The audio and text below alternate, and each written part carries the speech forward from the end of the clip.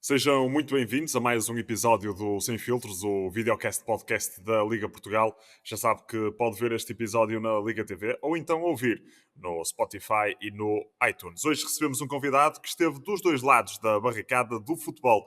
Foi jogador profissional e agora é treinador. Teve um percurso construído a partir de pedra, portanto vindo de baixo, jogou mesmo nas divisões inferiores e depois entrou na Primeira Liga pelas portas do Salgueiros. Fez o seu percurso, depois representou o Sport Lisboa e Benfica e até mesmo o Gil Vicente, onde deu os seus primeiros passos enquanto treinador e apresentou ao mundo um tal de Paulinho. Falamos, por isso, de alguém que também construiu a sua carreira com paixão, dedicação e muito amor pela tática. Nandinho, bem-vindo ao Sem Filtros. Bom dia, obrigado pelo convite, é um gosto estar aqui convosco. Muito obrigado, Mister, nós também aceitamos e é um gosto estar aqui consigo no nosso podcast. Mister, eu vou começar precisamente por algo que eu referi na introdução, esta construção de carreira a partir de pedra, vindo de baixo, e falar exatamente de um percurso que se calhar não é propriamente comum a todos, daqueles que chegam naturalmente ao principal escalão do futebol nacional. O Mister jogou ou fez formação sempre em clubes de distrital, depois representou o Ateense, o Castelo da Maia na terceira divisão nacional e deu da terceira divisão nacional para a Primeira Liga um grande salto pelas portas do Salgueiros. Fale-nos um bocado desse seu início de carreira e esse grande salto exponencial da terceira divisão nacional para a Primeira Liga. Sim, de facto foi um salto grande, não era muito comum, eu acho que foi um caso raro naquela altura do futebol, porque a realidade é que não havia o que há hoje, as ferramentas que existem hoje de scoutings, de tantos agentes, já havia alguns agentes na altura, estamos a falar aí nos anos 90, havia alguns agentes, não tantos, e os olheiros, acho que seriam simplesmente os três grandes, que teriam alguns olheiros a ver jogos de outras divisões para recrutar jogadores. E ainda assim não era fácil, havia sempre que passar por uma seleção, por um filtro grande para se poder chegar a esse nível. A verdade é que eu comecei nos distritais, como disse, e bem, até à minha quarta época de sénior. Foi na quarta época do sénior, quarta para a quinta época, que eu fui para a Primeira Liga, para o Salgueiros, vindo do Castelo da Maia da terceira divisão, porque antes só tinha jogado nos distritais, fiz a minha formação no Clube Desportivo do Candal, depois passei pelo Ateense, duas épocas. Nessas duas épocas, portanto, quando acabou a primeira época no Ateense e eu fui treinar à experiência alguns clubes de terceira divisão e segunda B, e não fiquei, acabei por não ficar, e então desisti do futebol nessa altura. Portanto, tinha 20 anos quando desisti do futebol. Eu tive uns meses parado e depois, por volta de novembro, dezembro, o Ateense voltou a falar comigo, porque não estavam bem classificados, se eu podia ajudar, e eu, claro, o bichinho do futebol estava aqui, era impossível resistir, e eu decidi regressar, e as coisas correram bem, ajudei o clube, fiz golos, e entretanto dei o salto para a terceira divisão, para o Castelo da Maia. E essa época no Castelo da Maia foi a primeira vez que eu joguei em campo relevado, portanto já tinha 21 anos, a primeira vez que eu joguei num campo relevado. Tinha jogado uma vez, acho que na fase final de Júniores no Candal, contra o Trofense, um jogo apenas, mas jogar regularmente, treinar regularmente num campo relevado foi no Castelo da Maia que aconteceu. Fizemos uma época normal, uma época tranquila, não andámos a lutar para subir nem nada, mas pessoalmente as coisas foram correndo bem e depois havia a possibilidade de dar o salto para a divisão acima, para a segunda B, e na altura era o Friamundo, cheguei a negociar com o Friamundo, e acho que se eles me tinham feito uma proposta melhor, mais aliciante, eu porventura teria assinado, mas não aconteceu, e depois surgiu a hipótese de poder ir aos Salgueiros, pelo menos fazer a pré-época. O meu treinador na altura, que fosse do Guedes, que tinha jogado no Porto, que era meu treinador no Sport Clube Castelo da Maia, falou com um dirigente, um ex-dirigente do Rio Ave, que era pai de um amigo meu que jogava comigo lá no Castelo, que é o pai do Daniel Ramos, que é treinador agora. O irmão dele jogava comigo, o Sr. Ramos, e falaram com o Mário Reis, que era o treinador do Salgueiros, e com o Sr. Domingos Barbosa, que era o diretor desportivo na altura, chefe de departamento de futebol, não tenho a certeza. E eu assinei, mas a verdade é que eles nunca me tinham visto jogar. Eles confiaram na palavra do meu treinador, porque estavam bem, e era um bocadinho assim, naquela altura, que as coisas funcionavam. Não... E então eu assinei um ano pelos Salgueiros, mas a intenção deles, porque depois a posterior vinha a saber, era fazer a pré-época, se agradasse, ok, ficava, se não, eles emprestavam-me ao Friamundo, porque o Friamundo já tinha entrado em contato, caso eu não ficasse, para me reencaminharem para lá. As coisas correram bem na pré-época, correram bem, e eu cheguei lá e consegui me impor, estar desinibido, mostrar a minha capacidade, a minha qualidade. Eles tinham perdido no ano anterior o Edmilson para o Porto, tinham perdido o Sapinto 2 anos antes, portanto, e buscavam alguém com esse perfil, jogador rápido, de alas, que jogasse na frente em qualquer posição, e eu tinha essas características. E pronto, e na pré-época correu bem, gostaram de mim, e a verdade é que quando terminou a pré-época, eu renovei logo mais 3 anos. Eles renovaram comigo logo mais 3 anos, melhoraram-me o contrato, porque a verdade é que eu fui para o Salgueiros e assinei um ano para o Salgueiros e ia ganhar menos do que aquilo que ia ganhar para o Friamundo. Mas como era a primeira divisão, eu não me importava, não é? Mas depois, claro, fiz um novo contrato, melhoraram as condições e as coisas procederam-se assim. E a verdade é que iniciei o campeonato logo como titular. Portanto, não foi Muito só o bem. salto de chegar à primeira liga, foi a chegar e jogar logo a titular. Não é muito normal. E foi assim que se deu essa fase, esse salto para a primeira liga. Muito bem, Mr. Eu, antes de falar aqui, depois da ida para o Salgueiros, ou ser mais específico com a chegada à Primeira Liga, nós sabemos que o treinador na altura era Mário Reis. Eu queria lhe perguntar, Mr. porque há pouco vou aproveitar um bocadinho aquela que foi a sua resposta de há bocado, dizer que não é muito comum, ou não era muito comum naquela altura, muito menos será nesta altura vermos estes saltos exponenciais, e para que as pessoas percebam, a terceira divisão nacional na altura é o equivalente ao campeonato de Portugal de hoje, portanto terceira, segunda B, segunda e primeira liga. O Mister sai de um contexto distrital para uma terceira nacional e de uma terceira nacional para uma primeira liga.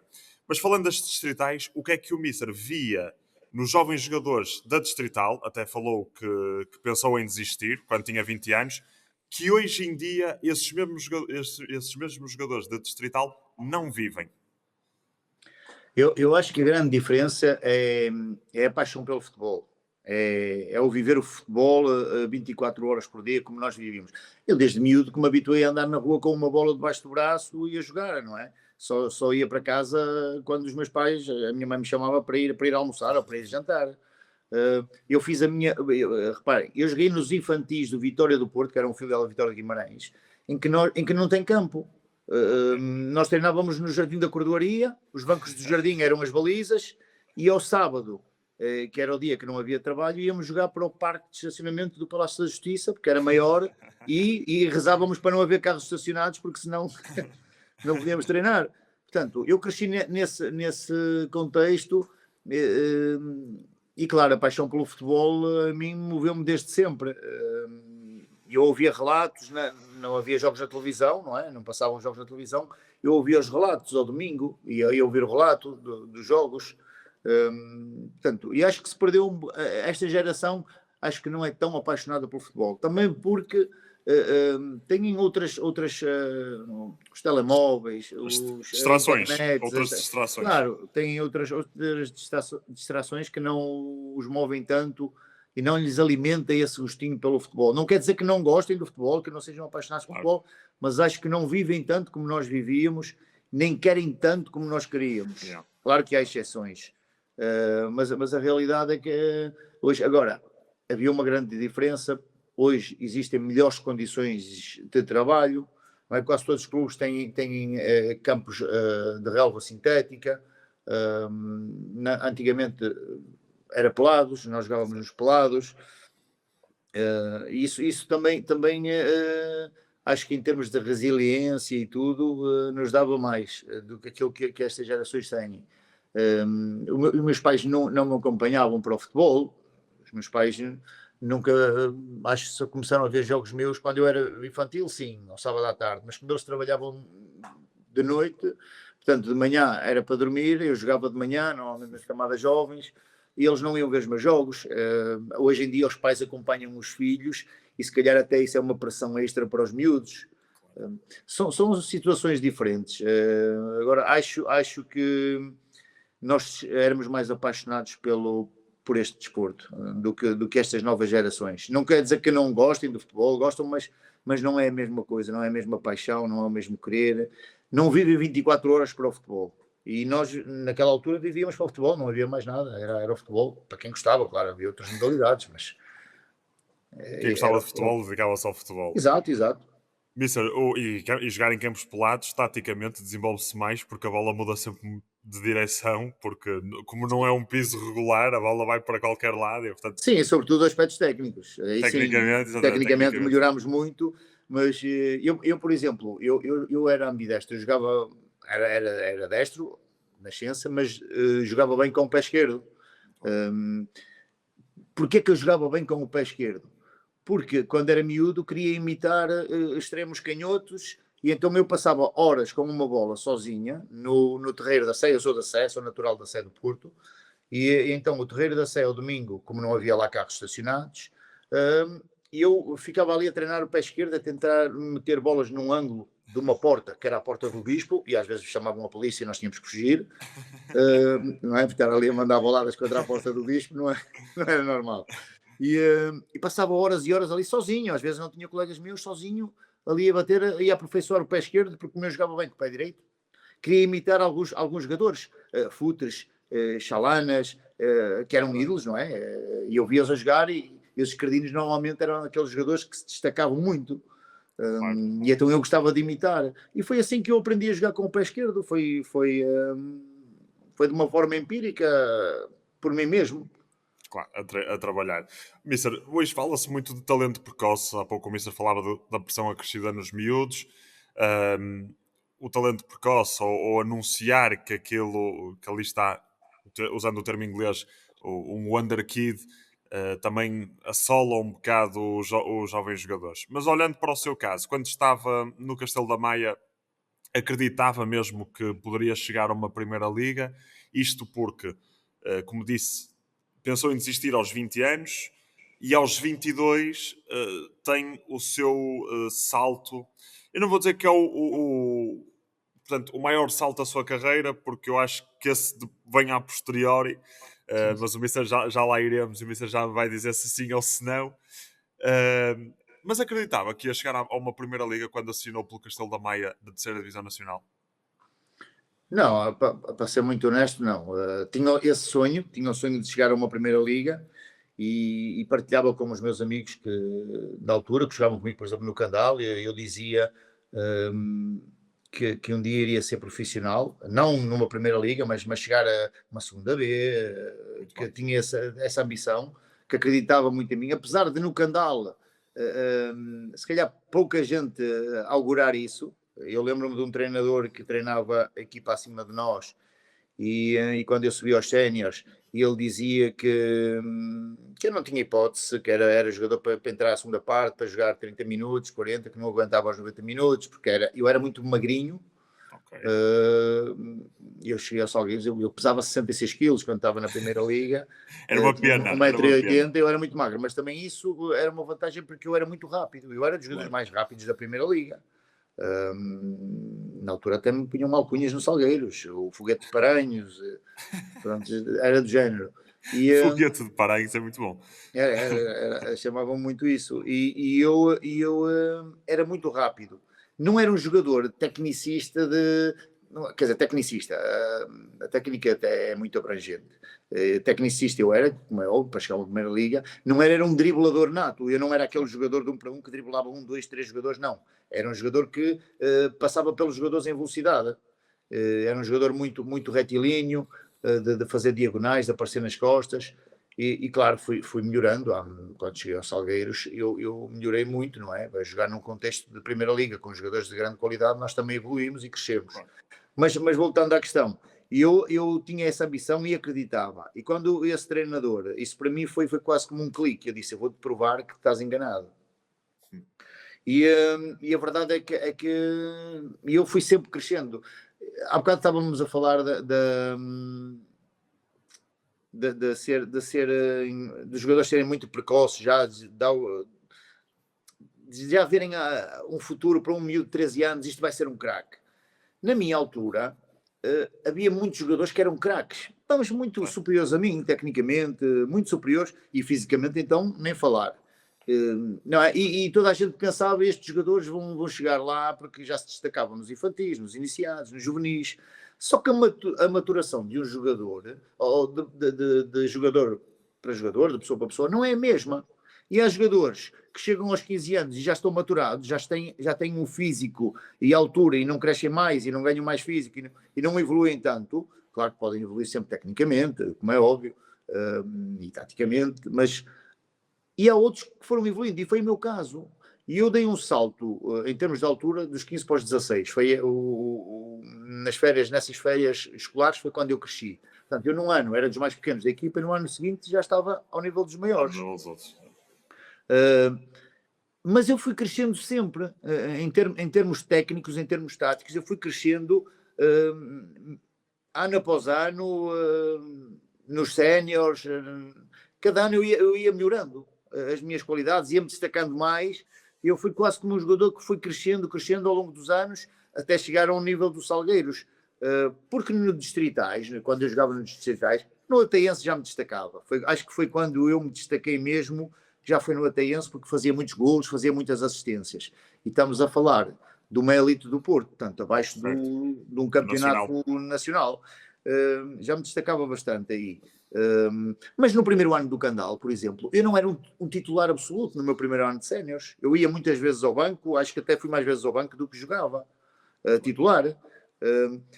Foi a sorte do treinador que tinha estado no ano anterior nos séniores do Candal, quando eu era júnior, e ele puxava-me muitas vezes para treinar com os séniores, que gostava muito de mim, que era o Mister Silvio Pérez, já faleceu também. E ele gostava muito de mim, e então quando ele vai para o Ateense, leva-me com ele.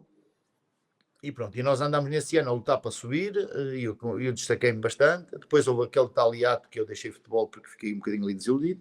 Portanto, eu fui sempre crescendo enquanto jogador, fui melhorando. Porque, para ser muito honesto, havia muito jogador, e às vezes nós, se calhar já ouviste muita gente dizer: aquele jogador, eu era bem melhor que ele quando jogava, não sei o que, ele foi sorte. E as pessoas dizem: ele foi sorte. Não é sorte. Às vezes as pessoas não querem admitir é que nós somos mais fortes mentalmente. Claro. Que a grande diferença é a nível mental. E os que chegam lá conseguem, porque são resilientes, porque têm a nível... Como eu disse, eu desisti do futebol aos 20. Mas depois voltei e disse: não, é isto que eu quero. E disse aos meus pais: eu vou ser profissional de futebol. E eu trabalhava e jogava. Sim. Portanto, eu não fazia o que és agora, mister? Eu comecei a trabalhar quando, aos 18 anos, eu fiz o 12º ano, não quis ir para a faculdade, fui trabalhar para uma loja de desporto. Muito bem. Ou seja, estamos sempre ligados, basicamente. Sim, trabalhei numa loja de desporto. Entretanto, deixei o futebol, saí da loja de desporto e fui tirar um curso que era remunerado, de técnico de vendas, que era um curso de 1 ano. Na Expo Nord. Portanto, eu levantava-me às 6 da manhã, eu vivia em Gaia com os meus pais, já não vivia na Sé, ia a pé até à cordoaria para apanhar o autocarro para a Expo Nord. E depois chegava a casa às 5 da tarde, lanchava e ia para o treino, para o Ateense, até às 11 da noite. Portanto, as coisas... Eu atingi este patamar, mas também trabalhei muito, fiz muito por isso, não é? Saía muito do corpo.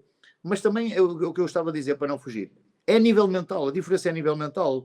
Havia colegas meus mais novos e da minha geração que jogavam comigo em vários escalões, que tinham mais qualidade e mais capacidade do que eu naquele momento.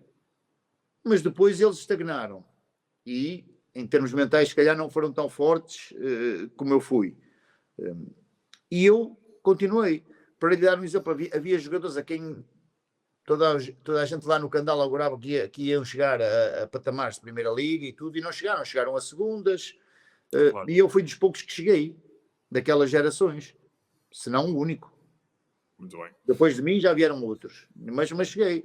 Portanto, acho que teve a ver um bocadinho com o aspecto mental, com o aspecto emocional, que isso é que faz a grande diferença. Porque em termos de qualidade, as qualidades, claro que temos de ter qualidade, e as minhas características também me deram essa vantagem, que era, antigamente, quem tinha velocidade, o jogador com velocidade, rápido, destacava-se muito. Hoje em dia já só isso não chega, porque o futebol é diferente. Mas isso também me deu essa vantagem. Quem é que acredita que. Ou melhor, vai ser complexo. Quem é que acredita que acreditou mais em si? Se foi o Mister Mário Reis, porque viu em si um bom jogador ali na altura de Salgueiros, alguém que vinha de uma terceira nacional. Se foi então o Senhor Soares. Soares disse. Ou Silvio, perdão. Silvio Pérez foi meu treinador. Acho que foram todos importantes. Todos importantes. Eu vou explicar porquê. Por exemplo, eu no Candal, quando cheguei ao Candal, era juvenil de primeiro ano.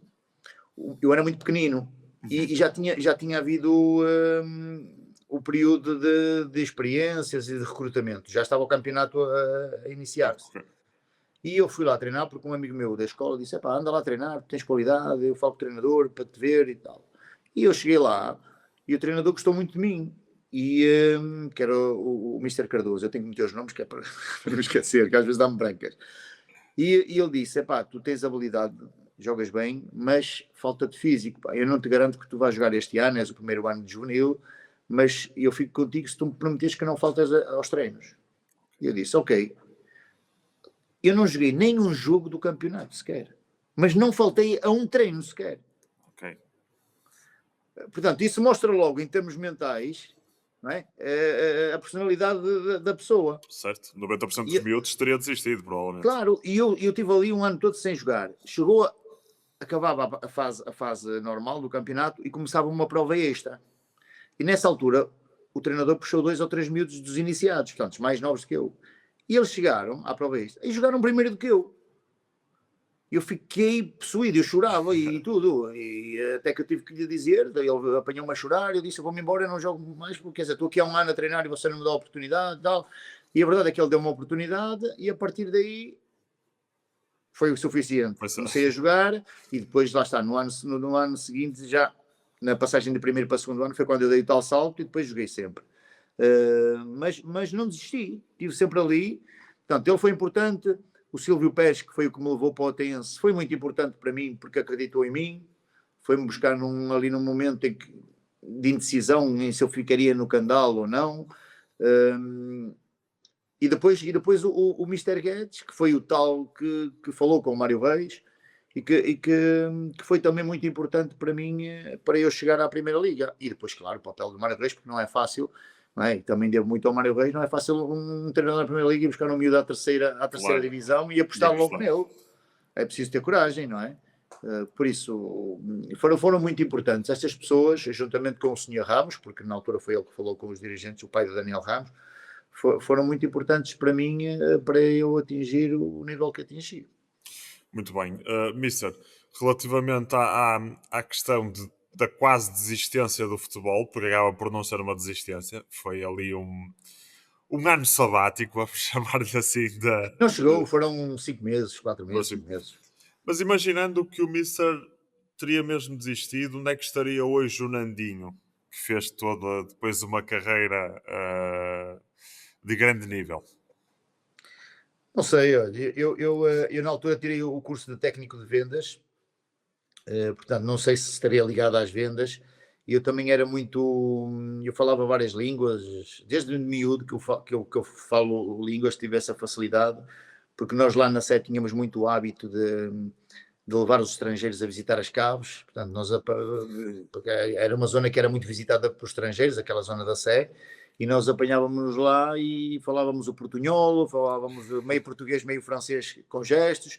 A verdade é que eles nos entendiam e nós íamos levando os estrangeiros a visitar as caves, para ali, para acolá, para ganhar algum, que eles davam-nos algum, Claro. não é? E foi um bocadinho assim. Eu tinha alguma facilidade em falar línguas. Ainda hoje falo espanhol, falo inglês, falo francês. Portanto, tenho essa facilidade. E, e não sei, se calhar estaria ligado a alguma coisa dessas, onde eu pudesse comunicar.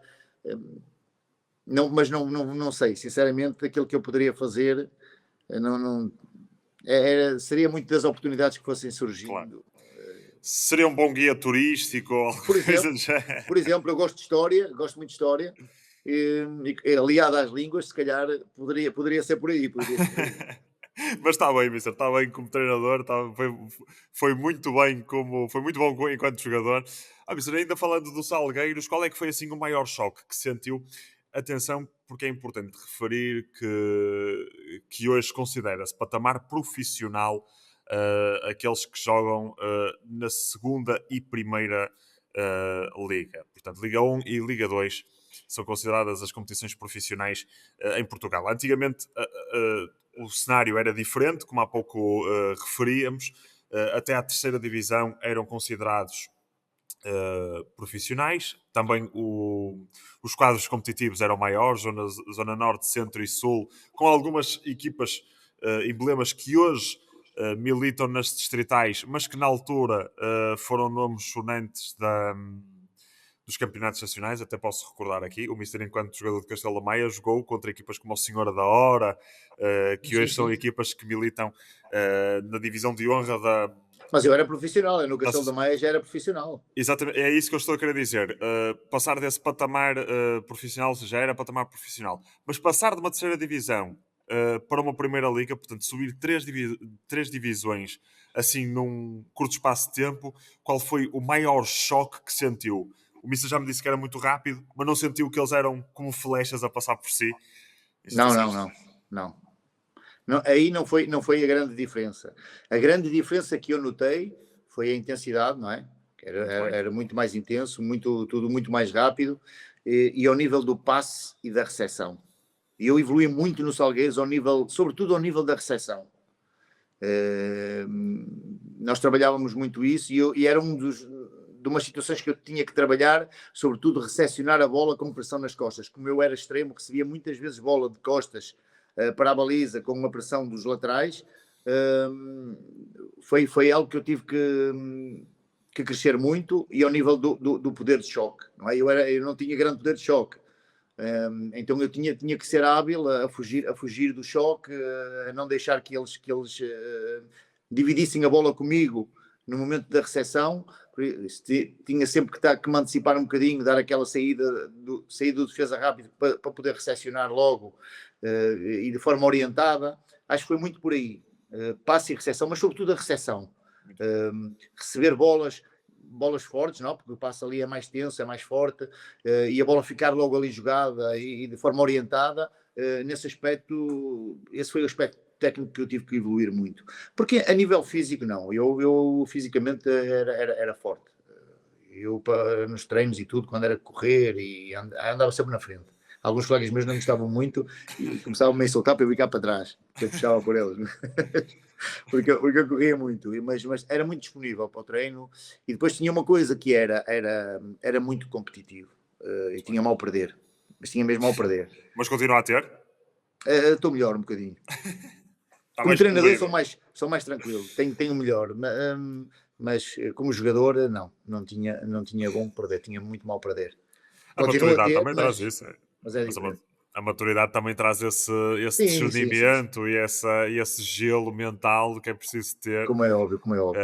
para avaliar as coisas. Se tivesse que deixar de forma sucinta uma mensagem ao Mister Mário Reis, que foi a pessoa que, lá está, apesar de outros nomes, como o Senhor Ramos, eh, o Mister Silvio, terem sido importantes para si no seu percurso, é o Mister Mário Reis que, de forma efetiva, olha para si numa pré-época e decide: não, este miúdo, este jovem, tem qualidade, tem competência para entrar nos quadros desta equipa. Se tivesse que deixar uma mensagem ao Mister Mário Reis do quão especial ele foi para si também naquele momento, o que é que diria?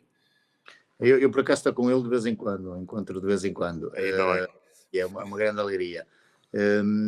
Diria aquilo que sempre lhe disse, obrigado por ter acreditado em mim, obrigado por me ter dado a oportunidade e por não ter medo de arriscar a meter um miúdo que vinha da terceira divisão. Acho que era fundamentalmente isto, Muito pela bem. ousadia que teve. Certo, ora bem, também acaba por ser um caso de sucesso para o Mister Mário Reis, porque, como dizia há pouco, não é comum apostar-se em alguém que venha de uma divisão, de várias divisões abaixo, e decidir que aquele jovem depois vai ser titular uma época inteira, que não foi uma, foram três, mas falando dessa primeira ao serviço do Salgueiros, eh, o que é que tinha de tão especial essa equipa para quem a viveu? Porque essa equipa do Salgueiros acaba por ser uma equipa bastante recordada ainda hoje pelos adeptos uh, do velho Salgueiral. E sim, foram 3 anos extraordinários no Salgueiros, sempre. Esse primeiro ano, eu acho que o que faz a diferença, e já toda a gente ouviu falar, é a alma salgueirista. Acho que é o companheirismo, um clube humilde, o companheirismo que existe entre os jogadores, porque sabemos que estamos num clube humilde que não tem as condições, não tinha as condições de outro. Nós tínhamos muitas vezes que ir treinar para o parque da cidade, a andar fora a treinar, sobretudo quando chovia, não era fácil estar ali porque tínhamos que poupar o campo. E acho que era um bocadinho isso, isso unia-nos muito, éramos um grupo que estava muitas vezes juntos. Nós às sextas-feiras íamos sempre almoçar, todos, era da praxe, toda a gente ia almoçar às sextas-feiras, mesmo os novos quando vinham ainda ficavam assim, mas nós rapidamente os integrávamos e puxávamos para vir connosco. Era um balneário super divertido, toda a gente brincava, fazíamos aquelas brincadeiras normais de balneário, ninguém levava a mal, e depois esse espírito, essa união era transportada para dentro do campo aos domingos e os resultados acabavam por aparecer. E foram épocas, logo nessa primeira época que eu cheguei aos Salgueiros, eu fui logo internacional, eu fui chamado à seleção. Portanto, reparem só o salto que foi. De há 1 ano e meio ter desistido do futebol e passado 1 ano e meio estava a ir à seleção de sub-23, joguei campeonato, uns jogos amigáveis, tive 3 internacionalizações e joguei ainda os quartos de final do Campeonato da Europa, que era um formato diferente, joguei contra a Itália, e depois infelizmente fiquei fora dos Jogos Olímpicos, estive lá na pré-convocatória, fiz o estágio, mas depois na altura tinham que sair alguns jogadores, porque iriam 3 jogadores com mais idade que tinham ficado fora do Europeu de 96 da Seleção A, e acabei por ficar de fora. Ficou o Sérgio Conceição e o Nuno Afonso na altura, da seleção que teve nos Jogos Olímpicos de Atlanta. E depois, os anos seguintes, já sem o Mário Reis, depois veio o Carlos Manuel, e no ano seguinte até tivemos a lutar para ir à Europa com o Carlos Manuel, empatámos o último jogo em Faro e falhámos um penalti aos 94 que nos daria o acesso à Liga Europa e nos colocaria acho que em quarto ou em quinto lugar, não tenho a certeza, e mesmo assim foi a melhor pontuação de sempre dos Salgueiros, das melhores classificações, e não conseguimos ir à Europa.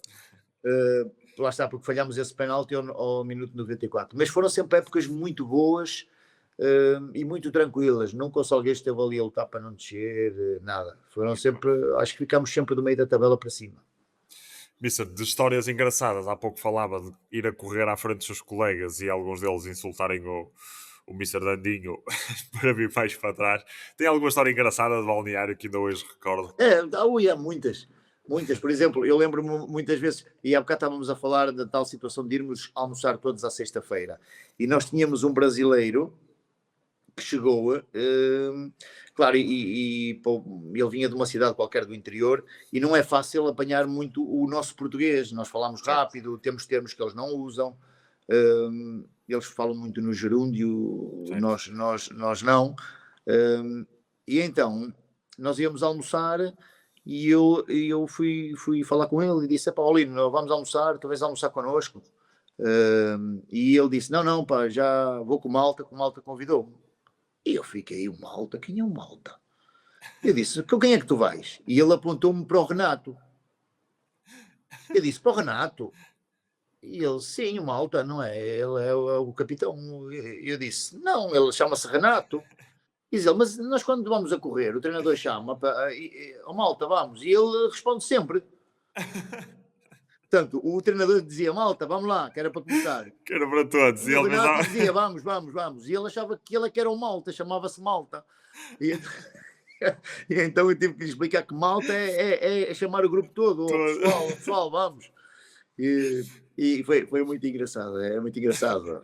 Depois por exemplo, com o Carlos Manuel, ele metia muito nos jogos, antes de entrar para o campo, cantar uma música alentejana. Aí, ao princípio, eles estranhavam, sobretudo aquela malta brasileira estranhava. Não, não era. Eram outros tempos, mas eram histórias muito engraçadas. Tínhamos sempre lá a gente a assistir aos treinos. Era diferente, era diferente. Era um grupo muito bom, era um clube muito bom, muito. As pessoas viviam muito aquele clube e o ambiente era muito saudável. Muito bem. Aproveitando, portanto, a história do Malta, é perito em canto alentejano, já estou a perceber que sim, não é? Porque se lhe pediu para cantar músicas alentejanas, já deve ser perito em canto alentejano. Não, não, o Carlos Manuel é que punha toda a gente a cantar, ele não era perito. Ele obrigava-nos todos a cantar, porquê? Porque o nosso adjunto, o Francisco Agatão, era alentejano. E então eles já tinham muito essa moda, já devia vir do Estoril, ou não sei. E a verdade é que, é que ele implementou um bocadinho isso. E nós lá, antes de entrar no Lembra-se de jogo. alguma? Lembra-se de alguma Não, nós música? cantávamos sempre a mesma, que era as Minas de São João. Essa era a mesma, era sempre a mesma.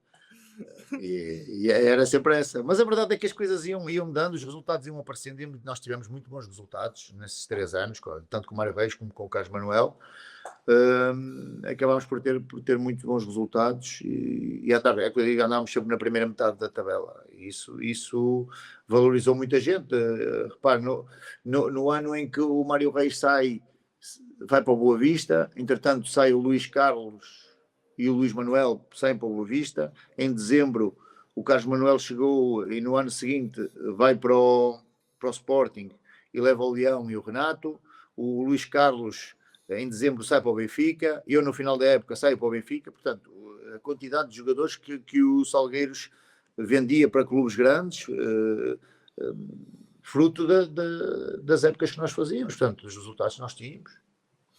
Já vamos dar aqui o salto para o Benfica, mas antes disso, tal como diz o hino do Salgueiros, vive no peito da gente, sempre a alma salgueirista, ainda vive no seu peito, então essa alma. Sempre, sempre. E viverá. Eu há pouco tempo fui dar uma entrevista para um jornal desportivo e foi na Casa dos Salgueiros. Portanto, as pessoas ligam-me muito aos Salgueiros, também ao Gil Vicente, porque a verdade foi onde eu tive mais anos, foi no Gil Certo. Vicente. Mas o Salgueiros foi o expoente máximo. Claro que estive no Benfica, que em termos de clubes é o expoente máximo, mas não com o mesmo sucesso desportivo que tive no Salgueiros, porque também joguei muito pouco no Benfica. Mas a verdade é que o meu nome é sempre conectado ao Aos Salgueiros. Salgueiros. E para mim é sempre nostálgico quando volto ou quando passo em Vidal Pinheiro e vejo onde eu fui muito feliz, aquilo tudo degradado, e ver o Salgueiros também a jogar em divisões baixas. Gostaria de ver o Salgueiros novamente numa liga profissional, e espero um dia vir a vê-lo. Mas sim, é um bocadinho nostálgico, mas vive no nosso peito e viverá sempre.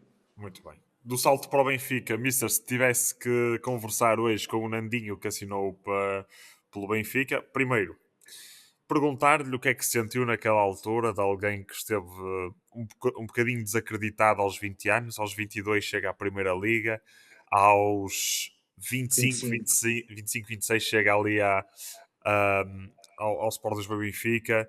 Primeiro, sensação que sentiu e se hoje pudesse falar com esse Nandinho de 25 anos, que conselho é que lhe daria? Olha, para já foi um orgulho enorme, não é? Acho que era realizado um sonho jogar num grande. Hum, apesar de eu ser, quando era miúdo era portista, toda a minha família era portista, mas naquela altura já como profissional isso já não era, Claro, um já não tema. se sentia muito isso, já naquela altura o Porto já era rival, já não era. eh, mas claro, jogar num clube grande sempre foi o meu objetivo naquela altura, porque o meu nome estava a ser muito falado, já logo no primeiro ano foi muito falado pelo Benfica, apareceu que eu tinha assinado pelo Porto, ligaram-me do Sporting, só que infelizmente eu tive uma lesão que me afastou um mês mais ou menos dos relevados nesse primeiro ano com o Mário Reis e acabou tudo por se esfumar e acabei por ficar. Um, mas era o realizado de um sonho, não é? Chegar a um clube grande, um clube da dimensão do Benfica, o maior clube em Portugal, um dos maiores clubes em Portugal e um dos maiores europeus e mundiais, claro que era o sonho. Um conselho que eu daria, na altura cheguei com muita ilusão, com muita vontade e fiz a pré-época e a pré-época até correu bem, mas depois cheguei cá e aquilo que tinha feito na pré-época acabou por não se verificar quando chegámos cá, o treinador acabou por não me dar oportunidades. E as poucas que eu tive até justifiquei. Eu fiz quatro jogos pelo Benfica, quatro jogos. Eu joguei 2 jogos a titular pelo Benfica, um até foi contra o Salgueiros e um contra o Vitória de Guimarães. Contra o Vitória de Guimarães ganhámos 2-1 e eu tive no lance até do primeiro gol, fui eu que desviei de cabeça e a bola bateu no defesa e entrou. Se fosse hoje, se calhar era meu golo. Certo. Na altura não contou para mim. E depois tive 2 jogos em que um entrei 1 minuto e no outro entrei 15 minutos. E nesse que entrei 15 minutos estávamos a perder em casa com o Alverca 2-1 e eu marquei o 2-2. Portanto, eu tenho poucos minutos, mas tenho um rendimento nos poucos minutos que tive. E mostrava, mas depois não repara, eu fiz o golo ao Alverca no jogo seguinte, não é, nem sequer fui convocado. E claro, isso em termos emocionais deitou-me muito abaixo. E eu, como eu disse, eu era muito competitivo, eu queria jogar, eu queria ganhar. Eu fui ter como presidente, já tinha dito mais que uma vez, e disse: pá, eu não quero ficar aqui, eu quero me ir embora porque eu quero jogar. Mas você está no Benfica, tem que ter paciência. Está bem, mas eu quero é jogar, e não me importa estar no Claro. Benfica. Eu quero jogar aqui no jogo e tal. E acabei por ser emprestado ao Alverca na segunda metade da época e as coisas correram muito bem. O Alverca estava a lutar para não descer e eu cheguei lá, joguei sempre, fiz 7 ou 8 golos em meia época, ajudei o clube e depois no final da época tinha vários clubes que me queriam da Primeira Liga, Vitória. E inclusive quando ganhamos ao Sporting, que eu fiz 3 gols, fiz um hat-trick nesse jogo em Alverca, ganhamos 3-2. Eu tinha o Bolonha e tinha o Bordeaux de França que se mostraram interessados, só que queriam fazer um negócio com o Alverca, o presidente era o Luís Filipe Vieira, mas eu tinha contrato com o Benfica e isso não foi possível. E quando cheguei ao final da época, o Vitória de Guimarães mostrou interesse, foram falar com o Benfica e como o Benfica tinha uma dívida para com o Vitória, por causa do Marco Freitas, que tinha jogado no Vitória, tinha ido para o Benfica, e o Benfica tinha uma dívida para com o Vitória exigiu que fosse eu Colmatar a dívida. para pagar a dívida. Pronto, para pagar a dívida. E eu, na altura, andei ali meio desaguisado com o Vale Azevedo na reunião e com o Pimenta Machado. As coisas não estavam fáceis, discutíamos. Ele ameaçava-me que me punha a correr à volta de uma árvore se eu não fosse para o Vitória. Eu dizia que não podia-me ameaçar à vontade, que eu não tinha medo dele e que se tivesse ficar, ficava. Até que lhe disse que não, eu tenho 3 anos de contrato, então eu vou os 3 anos para o Vitória e não fico aqui mais. Portanto, se fosse hoje, jamais eu teria feito isso. O conselho que eu daria agora era ter um bocadinho mais de paciência. Teria ido fazer, por exemplo, a pré-época, porque o treinador mudou, não era o Graham Souness, veio o Jupp Heynckes. Para dar um exemplo, o Maniche não jogava no Alverca, era suplente no Alverca, portanto, foi fazer a pré-época ao Benfica e ficou. E depois começou e viu-se o Maniche depois, fez a carreira que fez. Depois tem a saída do Benfica, mas vai para o Futebol Clube Sim, e faz a carreira que faz. Sim, e eu acho que foi um bocadinho isso. Eu era muito temperamental, eu fervia em pouca água. E na altura acho que não foi a decisão mais correta. E a verdade é que eu fiz um bom ano em Guimarães, o primeiro ano, joguei muito, era o Quinito. Mas lá está, se eu tivesse só assinado aquele ano, depois teria regressado, porventura, Certo. e teria tido, se calhar, nova oportunidade de mostrar. E não. E depois também acabou a época em Guimarães, veio um treinador brasileiro, trouxe jogadores brasileiros e dispensou-me assim do nada. Eu tinha feito 30 e tal jogos, sempre titular, nunca percebi. Mas depois também fiquei sem perceber se foi o treinador ou se foi de cima da direção. Talvez por eu ser um dos jogadores que seria mais bem remunerado, que vinha de Benfica. Mas a verdade é que o Benfica pagava metade do meu salário durante esses 3 anos. E eu nunca pude sair do Vitória para outros clubes que me quiseram, porque corria o risco de perder esse dinheiro. Essa parte, certo. Sim, a realidade é que o Benfica nunca pagou. Eu nunca recebi do Benfica. Depois, a posteriori, sim, quando o presidente Luís Filipe Vieira chegou ao Benfica, ele tinha sido meu presidente no Alverca, chamou-me lá e, claro, pagaram-me tudo o que me deviam. Isso é alguém porque eu tenho uma grande estima também e uma boa relação. E é o que eu digo, foram muitas coisas que fizeram com que eu, porventura, não tivesse atingido outro nível. Eu acho que tinha qualidade suficiente e capacidade para atingir outro nível. Pelo menos jogar no Benfica com maior regularidade e ter feito outra carreira, provavelmente. Mas Também foi uma fase conturbada do Benfica. O Mister chega pela mão de um treinador escocês, ajude-me a pronunciar o nome. Graham Souness.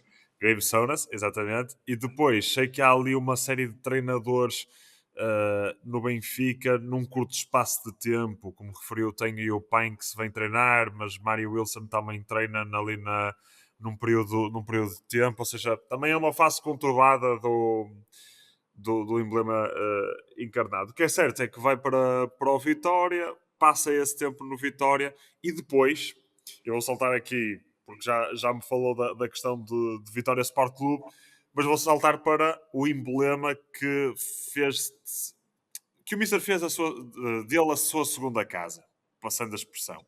Mas antes de saltar para essa segunda casa, eu tive 1 ano e meio no Vitória a treinar sozinho, à parte. Mas por alguma, Porque alguma razão. os 3 anos que estive no Vitória, eu o primeiro ano joguei o ano todo, depois no segundo ano veio para o Autuori e dispensou-me a mim e a outros jogadores mais experientes, quer dizer, eu na altura tinha 27 anos, não era... E eu não percebi porque tinha feito 33 jogos pela Vitória. E entretanto, eu estive ali, fiquei a treinar à parte até mais ou menos outubro. Em outubro, o Paulo Autuori foi embora porque os resultados não estavam a aparecer. Veio o Álvaro Magalhães, eu fui reintegrado. Com o Álvaro Magalhães joguei alguns jogos, não muito também. Até que o Álvaro Magalhães também não tem resultados, sai, vem o Augusto Inácio e com ele eu comecei a jogar. Comecei a jogar como lateral direito até, porque na altura o nosso lateral direito era o Abel e o Inácio não confiava muito no Abel, era miúdo e preferia alguém com mais experiência. E perguntou-me se eu já tinha jogado a lateral direita. Tinha jogado uma outra vez até no Salgueiros, quando o Mr. Mano Reis optou uma outra vez por jogar com 3 centrais e eu fazer o corredor todo.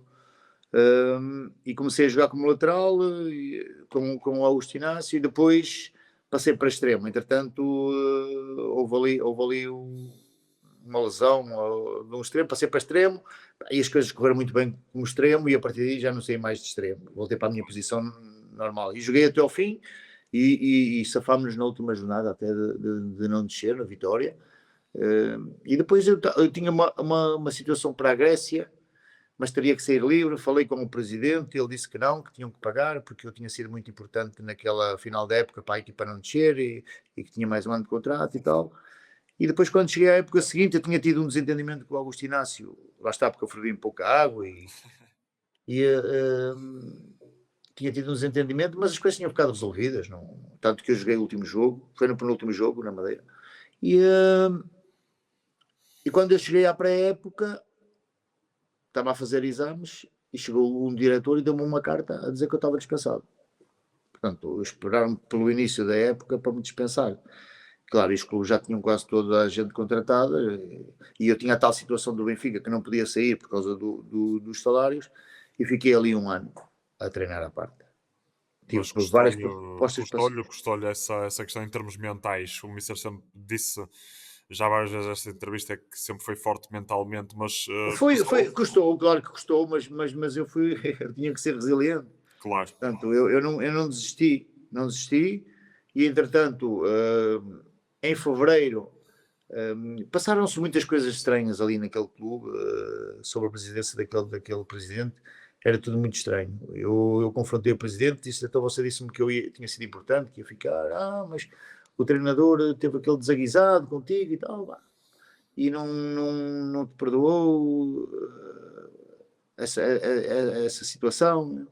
Eu disse, mas eu tinha propostas para sair e você não me deixou. Não, porque eu achei que tu ias ficar, que ias ser importante, não contava com isto. Pronto, entretanto chegou a fevereiro, eu tenho uma proposta para sair para a Espanha, para a segunda Liga Espanhola, mas claro, eu para sair ia arriscar perder o dinheiro que tinha do Benfica, não é? Que outra parte. Falei com o presidente do Vitória e disse-lhes que tinha uma proposta que era mais baixa, portanto, se eles dessem o remanescente, a diferença, eu sairia, e era bom para mim e era bom para eles, porque não tinham que pagar o meu salário na totalidade. Aí o presidente disse que não, que se quisesse sair, saía, e eles não pagavam nada, então eu decidi ficar. E no dia seguinte, quando fecharam as inscrições, vieram fazer um acordo comigo. Portanto, esperaram que fechassem as inscrições para fazer, como eu já não podia jogar em lado nenhum, vieram fazer um acordo comigo e pagaram mais que aquilo que me tinham que pagar se me tivessem deixado ir para Badajoz. Ok. Portanto, as coisas eram muito estranhas nessa altura. E a realidade é que eu, pronto, de fevereiro até junho, vim para casa e na altura eu tinha assinado pelo Salgueiros. Assinei pelo Salgueiros para ir para a segunda Liga, para regressar aos Salgueiros à segunda Liga e ia ser o Carlos Manuel treinador outra vez. Mas entretanto liga-me um amigo meu a falar do Gil Vicente e liga-me um diretor do Gil Vicente, que era a primeira Liga. Aí eu disse-lhes, mas eu já assinei pelo Salgueiros, mas eu preferia jogar a primeira Liga, como é óbvio. E então fui falar com o presidente na altura, com o José António Linhares, expliquei-lhe a situação, porque as condições eram melhores, era a primeira Liga, aí ele percebeu e deixou-me ir. Claro. Na altura o Carlos Manuel não ficou lá muito satisfeito, mas eu mandei-lhe uma mensagem, eu liguei-lhe a explicar a situação, e fui para o Gil. Era o Mário Reis, não, era o Vítor Oliveira, o treinador. E eu assinei uma época com o Vítor Oliveira, e as coisas correram bem lá no Gil, ficámos também numa boa posição. Depois, no ano seguinte, veio o Mário Reis, saiu o Vítor Oliveira, e eu renovei mais um ano, porque o Mário Reis queria que eu ficasse. Renovei mais um ano, e pronto. E depois, no ano seguinte, foram vários treinadores, acho que acabou o Luís Campos, e depois renovei mais 3 anos. O Luís Campos renovou 3 anos, eu também renovei, ele dizia, pronto, queria contar comigo. E acabei por estar ali 4 anos e meio, não acabei o quinto ano, portanto, não acabei a outra meia época, porque entretanto houve o caso Mateus e eu acabei por ir a meio da época. Mas pronto, mas se quiseres falar de Gil Vicente, tens de falar de Gil Vicente. Mas é curioso, porque já vamos ao caso Mateus, porque também há uma particularidade com essa situação do caso Mateus, que o Gil Vicente é despromovido e depois mais tarde é promovido, curiosamente numa fase em que o Mister é treinador do Gil Vicente. Portanto, antes de irmos aí, eu pergunto-lhe, Mister, o que é que representa para si o Gil Vicente na sua vida? Porque passa ali aquela fase um pouco conturbada entre Benfica e Vitória Sport Clube e chega a um clube que, pronto, que é possivelmente a par dos Salgueiros é o mais marcante da sua carreira, é o Gil Vicente. E, aliás, é o clube que, para todos os efeitos, depois também abre a porta para que o Mister dê os primeiros passos enquanto treinador. Do que é que representa na sua vida o Gil Vicente? O Gil foi muito, muito importante naquele momento. Era um momento muito difícil da minha carreira desportiva, não é? Porque vinha de um ano e meio, de um ano, porque o primeiro meio que eu tive foi na primeira metade da época anterior, portanto acabei a segunda época a jogar e depois tive um ano sem competir, portanto não é fácil um jogador estar sem competir, ganhar ritmo, custou muito, e eu tive ali, quando cheguei ao Gil, cheguei bem, não é, aqueles primeiros jogos, mas depois tive uma quebra, que já era de esperar. Tive uma quebra ali de meia dúzia de jogos, uma lesão, mas depois voltei outra vez e felizmente consegui atingir bons índices de performance outra vez. Mas foi muito importante para relançar novamente a minha carreira. Foi quase com o relançar foi uma segunda fase, uma segunda vida para mim. Muito bem. Foi uma segunda vida para mim enquanto jogador. E como eu disse, eu tinha que agarrar, porque queria ficar mais tempo na Primeira Liga. Não queria ir para divisões mais baixas, claro, que eu estava sempre nas melhores No divisões. auge. E as coisas correram muito bem. Correram muito bem, eu fui sempre um jogador muito utilizado na equipa, fui quase sempre titular. Depois acabei por ser um dos capitães de equipa. E foi o clube onde eu fiz mais jogos, na Primeira Liga. Portanto, foi o clube onde eu fiz, com quem eu joguei mais, foi no Gil Vicente. E depois lá está, depois disso veio a tal situação para treinador. Mas foi o clube onde eu fui muito feliz, muito bem tratado, as pessoas. Tenho lá bons amigos e deixei lá muito boa imagem. E hoje, quando vou a Barcelos, estou sempre muito bem recebido e as pessoas gostam muito de mim. Mas em Guimarães também, acho que em todos os sítios onde eu estive, em Alverca, que nós não falámos do Alverca, que tive uma época, deixei-me muito boa imagem. É assim, eu não era um virtuoso, tecnicamente, não era um virtuoso. Agora, era um jogador que dava tudo em campo. Era um jogador Na raça, não é? Do que na está... raça, que atacava, que defendia, que criava, que marcava, que dava a marcar. Eu era muito mais de dar a marcar do que. Eu fui sempre dos melhores assistentes da liga. Mesmo no Gil Vicente, à minha frente só tinha o Quaresma. Só o Quaresma é que fazia mais assistências do que eu. Estava sempre ali no top 3 de jogador com mais assistências na liga.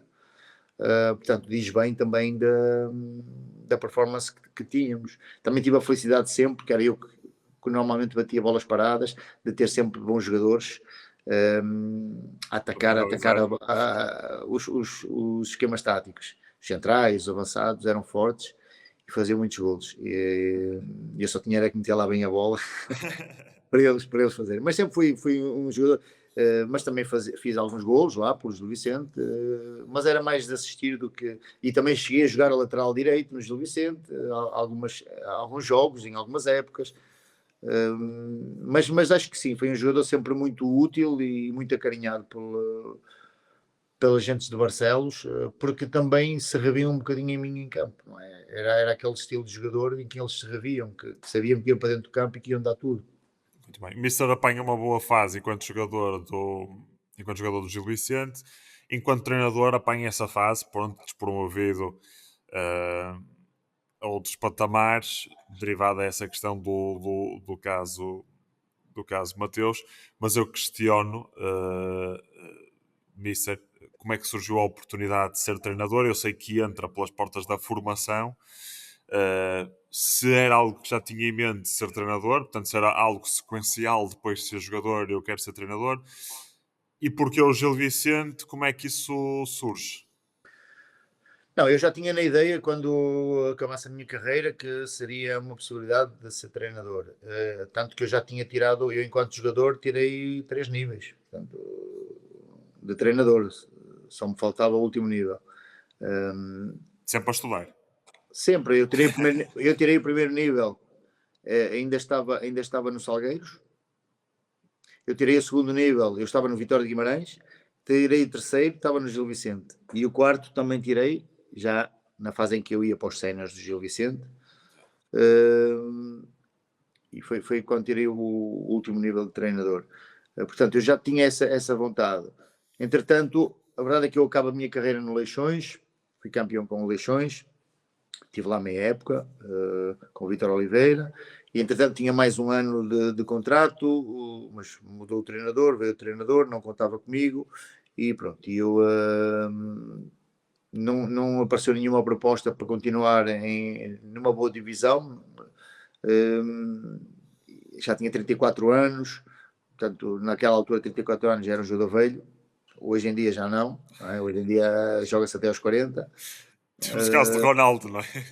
Sim, mas a maior parte dos 41 jogadores. está aí ainda de Sim, mais sim, mas a altura. maior parte dos jogadores têm maior. Hoje em dia o jogador tem maior durabilidade também, Certo. pelas condições que tem. Há outro trato Sim, também. sim. E eu acabei por não receber nenhuma proposta. A única que recebi já veio tarde, já tinham fechado as inscrições naquele dia, já não consegui ir, que era para uma segunda liga. E então, como já estava parado há 6 meses, tinha tido a possibilidade de ir ao Chipre, mas não gostei, não quis ficar, vim-me embora. E então decidi pôr fim à minha carreira. Tive ali um ano, 2 anos a ver o que é que iria fazer. Entretanto, estive a comentador da Sport, comentei jogos para a Sport TV, estive a comentar durante esses 2 anos jogos para a Sport TV e passado 2 anos resolvi ir estudar, ir para a faculdade. Fui-me licenciar. Em desporto e tive 4 anos, porque eu quando entrei no primeiro ano não tinha feito pré-requisitos, então só podia fazer alguns créditos, 3 ou 4 disciplinas teóricas. Portanto, fui fazendo sempre metade de um ano e complementava no ano seguinte, andava sempre assim. Pronto, e fiz uma licenciatura em desporto, licenciei-me em desporto, educação física, e nessa altura que eu estou na faculdade, estava aqui no SMAI, um bocadinho também puxado e incentivado pelo professor José Neto, encontro-me com um ex-jogador também de Gil Vicente, com o Lin, que ia ser diretor, coordenador da formação do Gil Vicente, e nós fazíamos parte da organização dos congressos internacionais que se faziam aqui no SMAI, eu fazia parte da organização, e num momento desses, lá na faculdade, ele pergunta-me se eu estaria interessado em ir para os Júniors, porque ele ia entrar como coordenador e queria puxar ex-jogadores para treinarem a formação, referências do clube. E eu já andava a treinar o sindicato de jogadores, a convite do meu amigo Joaquim Evangelista, aqui na Zona Norte. Na altura havia Zona Norte e Zona Sul. Eu tinha treinado já o sindicato no ano anterior, durante um período de 2 meses, jogadores que não têm clube. E nesse ano já estava a começar a treinar o sindicato, porque era o mês de julho e agosto, e ele convida-me, a época era para começar em agosto, e eu, pronto, aceitei, falei com os dirigentes do Gil Vicente, fui para lá, treinávamos à noite, as condições não eram as melhores, estávamos na segunda distrital, e eu fui, e nesse ano, ali em agosto, ia fazendo os dois, porque treinava de manhã o sindicato e à noite ia treinar o Gil Vicente, os Júniors, e entretanto fiz essa época no Gil Vicente, não conseguimos subir, mas deu-me base depois para eu, e conhecimento para eu fazer a equipa, porque quando eu cheguei lá a equipa já estava feita no Gil Vicente, Claro. eu não conhecia ninguém. No ano seguinte faço a equipa, continuo, começámos a ter melhores condições de trabalho, eu começo a ter a possibilidade de treinar também um bocadinho mais cedo, e nesse ano somos campeões da Zona Norte e vamos à final, perdemos a final para ser campeões nacionais da segunda divisão. Perdemos aos 93. Tinha empatado, eu não sei, em Sacavém, 1-1, mas nós éramos muito superiores ao Sacavenense e fomos muito superiores os 2 jogos, mas não marcámos, e acabámos por levar um gol no único remate que fizeram a nossa baliza, aos 93 fizeram um gol e ganharam. O futebol é assim. Mas subimos divisão e no ano seguinte passámos a treinar à tarde, eu exigi treinar à tarde porque era a primeira divisão, e fomos buscar jogadores, já vieram jogadores com outro nível, já tinham vindo no ano anterior, fomos buscar alguns jogadores com nível, jogadores que eram dispensados pelo Braga, e a verdade é que nesse ano nos Júniors tivemos a lutar, apurámos-nos para a fase final, tivemos a lutar para ser campeões até ao fim. Ficámos em terceiro lugar, porque perdemos no penúltimo jogo em Guimarães, tenho ganho, no último jogo jogaria com o Porto, e se ganhasse ao Porto era campeão. Portanto, fizemos a melhor classificação de sempre de uma equipa da formação do Gil Vicente. E aí dá-se o clube, os séniores descem da primeira liga para a segunda liga, nesse ano, e eu dou o salto para a primeira equipa. Portanto, dou o salto para a primeira equipa, comigo levo 8 júniores, 2 acabaram por fazer pré-época, mas foram dispensados, e ficaram 6 júniores comigo. Portanto, era uma equipa nova, e eu fiquei com uma base da primeira liga, e 5, 6 jogadores da primeira liga. O Ricardinho já tinha sido meu jogador, Cadu, Simi, Paulinho, e acabo por ir aos séniores, e é na altura que eu tiro o quarto nível de treinador, e pronto, é quando eu tenho a minha primeira experiência profissional como treinador. Muito bem, Mister, falando desculpe, pensei ia dizer alguma coisa. E Não, fiquei. não, eu ia dizer que esse ano na segunda liga, que nós andámos bem até metade da época, até janeiro, fevereiro. Depois tive ali algumas lesões de jogadores importantes e nós acabámos por sair nós estávamos ali em segundo, terceiro, quarto, andámos ali e acabámos por ficar mais para baixo, em nonos, porque nos últimos jogos não perdemos, já não tínhamos hipótese. Mas a verdade é que fizemos uma boa época com muitos miúdos. Eu trouxe 6 miúdos de júniores. Acho que não é muito normal uma equipa puxar 6 jogadores de júniores, 2 guarda-redes. Portanto, eu tinha 3 guarda-redes, 2 eram júniores, eram ex-júniores. Trouxe 2 avançados, o Jonathan Toro e o João Pedro. Portanto, o João Pedro está no Brasil agora, andou lá por fora. O Jonathan Toro está em Angola no Petro. 2 cabo-verdianos, o Wagner, que andou por França e na Suíça, e o Platini, que entretanto deixou de jogar. Portanto, foram 6 jogadores. Fomos buscar muitos jogadores a divisões inferiores. Portanto, foi uma equipa nova. Mas a verdade é que a equipa esteve bem e fomos às meias finais da Taça de Portugal nessa época. Portanto, a melhor, o Gil só tinha ido uma vez, há mais de 20 anos atrás, 1980 ou 70, tinha ido à meia final da Taça. Foi a segunda vez na história do clube que chegaram tão longe na Taça de Portugal. Fomos eliminados pelo Porto, porque eram jogos a duas mãos, não é? E acabamos por ser eliminados pelo Porto e não atingir a final. Portanto, foi uma muito boa época essa. Isso falando do Paulinho, porque é certo que o Paulinho começa no Santa Maria de Galegos, mas depois tem esse. Portanto, acaba por ser mais chonante, se calhar, o Gil Vicente, por ser um jovem que aparece ali e que se destaca. Como é que hoje olha para o Paulinho? Como é que já naquela altura olhava para um jogador como o Paulinho, alguém que é melhor marcador na Liga do México, na Liga Mexicana, já atingiu o patamar de seleção nacional, já foi campeão nacional. É um bocadinho à sua imagem, porque nós podemos olhar para a carreira do Mr. Nandinho enquanto jogador e vê-la como alguém que sai de divisões inferiores para chegar ao alto nível. E o mesmo se passa com o Paulinho. Se calhar alguém que poderia não dar nada pelo Paulinho e afinal tornou-se num jogador de grande destaque e de nível. Sim, revejo-me muito nele. E o Paulinho é daqueles casos que foi sempre crescendo como jogador. Foi sempre crescendo. Também fruto, é que eu digo, da resiliência dele, do acreditar, da parte mental. Ele é muito forte mentalmente, é um jogador que não se deixa abalar. Mas o Paulinho é uma história curiosa. Eu, quando cheguei, o Paulinho tinha jogado pouco nessa época. A equipa desceu, o Paulinho não tinha sido uma opção, jogava pouco.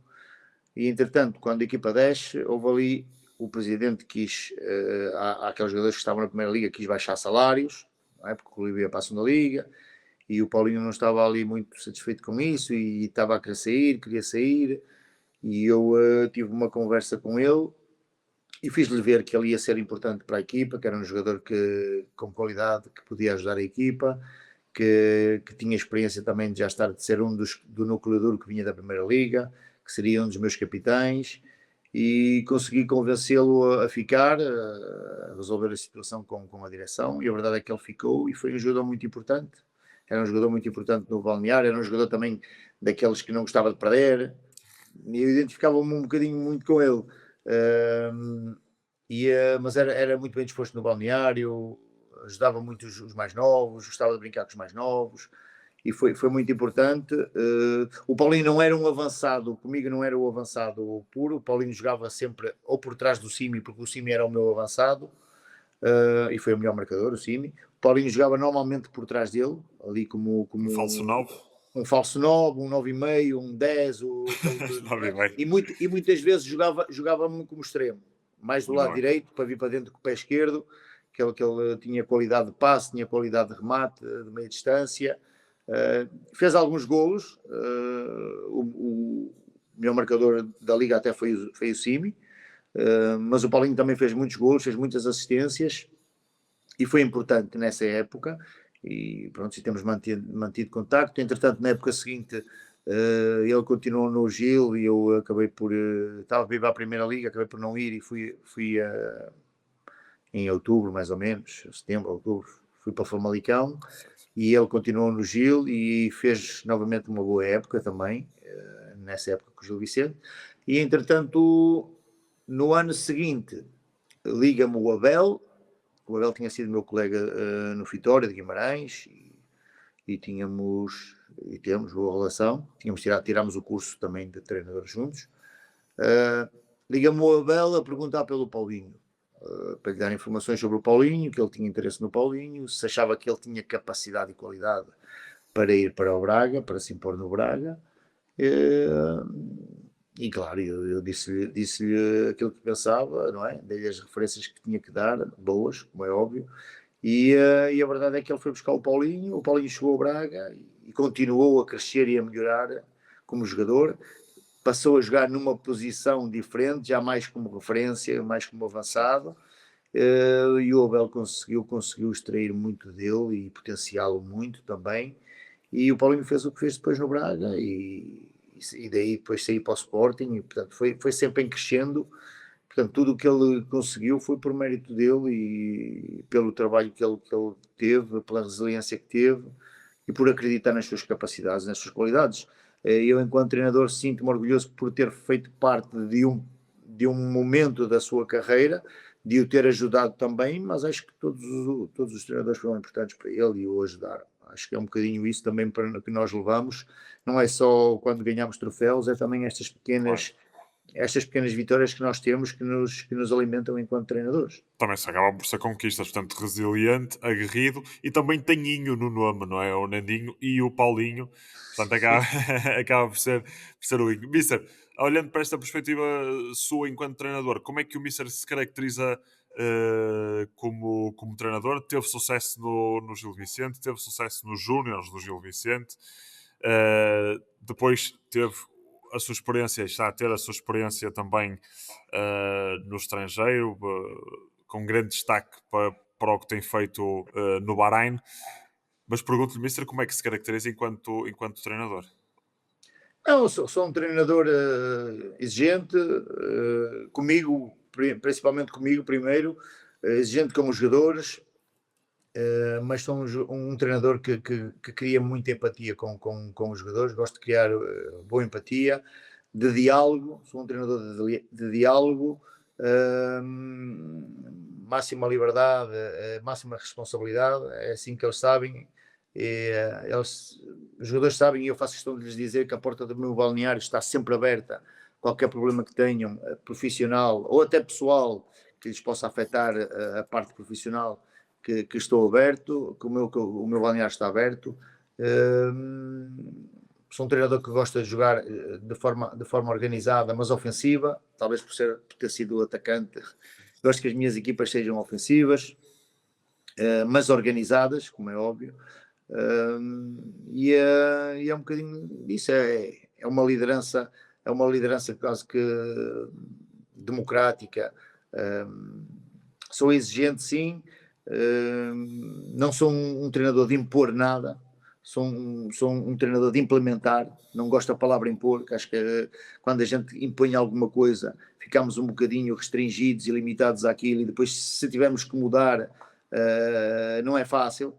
Por isso é que eu digo que eu sou um treinador de implementar, porque se tiver que mudar, se as coisas não tiverem que correr bem, eu tenho essa capacidade de mudar, sou flexível para dar a mão à palmatória e dizer as coisas não estão a resultar desta forma, mas é um bocadinho por aí, acho que pela forma como eu olho para os meus jogadores, acho que tenho muito em conta aquilo que eles são enquanto pessoas primeiro, vejo muito o lado pessoal, e depois sim o lado profissional.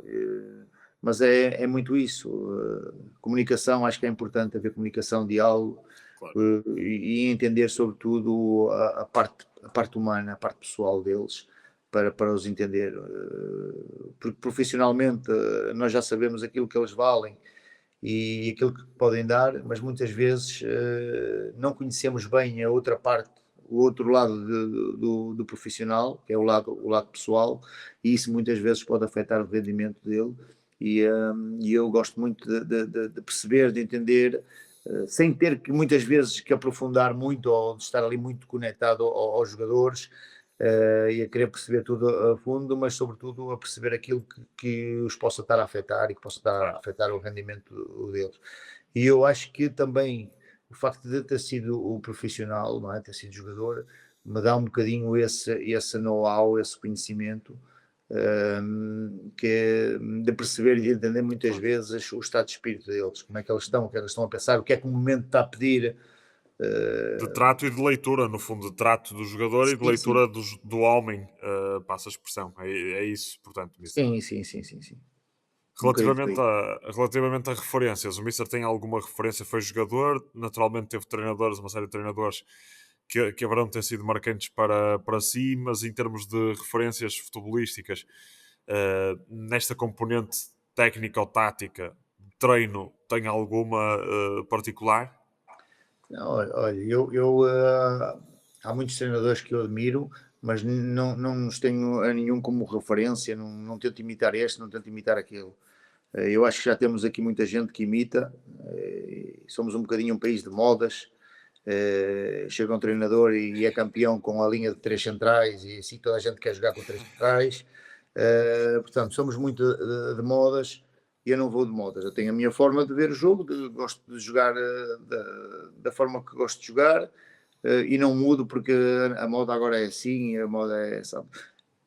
Tirei muito e bebi muito dos treinadores que eu tive, alguns mais, outros menos, como é óbvio, quer em termos de treino, mas sobretudo em termos de liderança, Muito bem. sobretudo em termos de liderança. Bebi um bocadinho de todos, alguns nem tanto, porque não apreciava a forma de liderar, como é óbvio, não me identificava, mas sobretudo com aqueles com quem eu me identificava.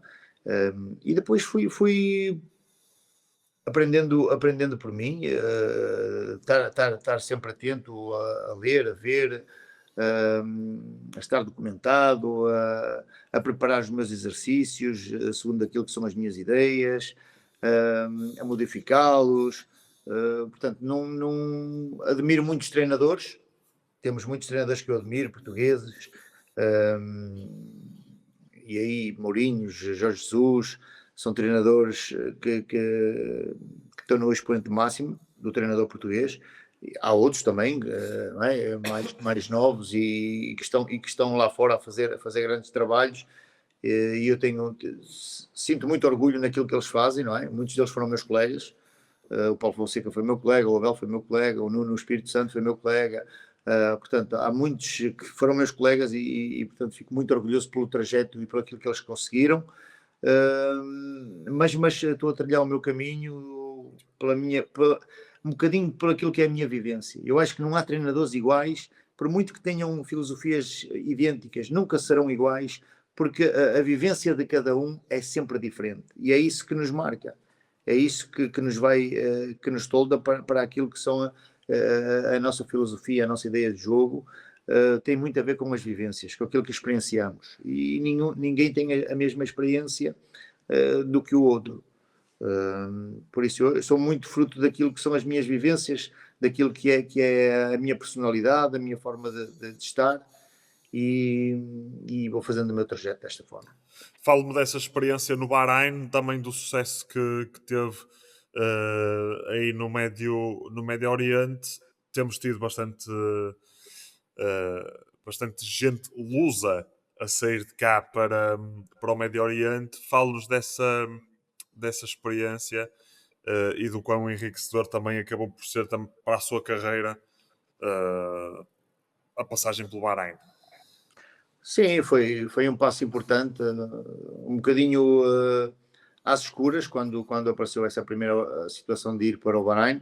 Eu tinha estado 2 anos em Almeria, também com algum sucesso, com bons resultados na equipa B do Almeria.